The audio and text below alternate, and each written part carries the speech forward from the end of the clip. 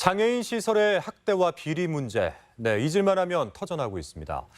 이미 4년 전에 전라북도가 상설 민간합동감사 등 재발 방지 대책을 내놨지만 제대로 이행되고 있지 않아서 문제가 반복되고 있다는 지적입니다. 허현우 기자입니다.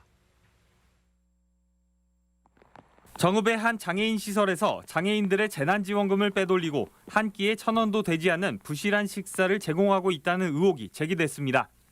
무주 하은의 집에서도 장애인을 학대하거나 방조한 종사자 3명이 경찰에 고발됐습니다. 장애인 인권 침해나 학대 조사에 대해서는 이견 없었고, 조사 원수를 몇 명 정도 할 건지 그 부분에 대해서는 좀 의견이 달라가지고.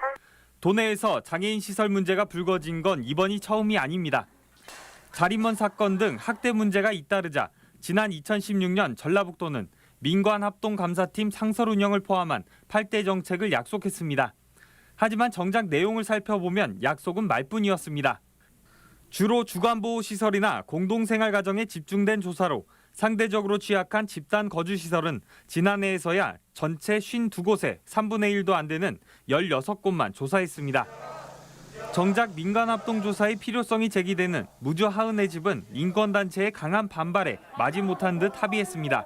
그 지도감독 의무와 권한을 행사하지 않아서 불법 행위와 인권 침해 사유가 발생했는데 그것을 다시 행정에게 맡긴다는 것은 생사는 고양이에게 맡기는 것과 시설 학대 문제의 근본적인 해법인 탈시설, 자립 관련 정책도 마찬가지입니다.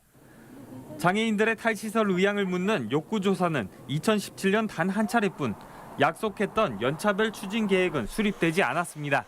자립장애인에게 지급하는 지원금 예산도 고작 5명분, 활동 지원도 미흡해 장애인들이 전혀 자립할 수 없는 상황이라는 겁니다. 부족하죠. 또 정책이라든지 이런 것들이 전혀 좀 전무한 상태죠. 지금 탈시설 욕구 조사를 해서 자립생활 주택이 필요하면 자립생활 주택을 지원해야 되고 이런 일련의 계획들이 일단 없다는 게.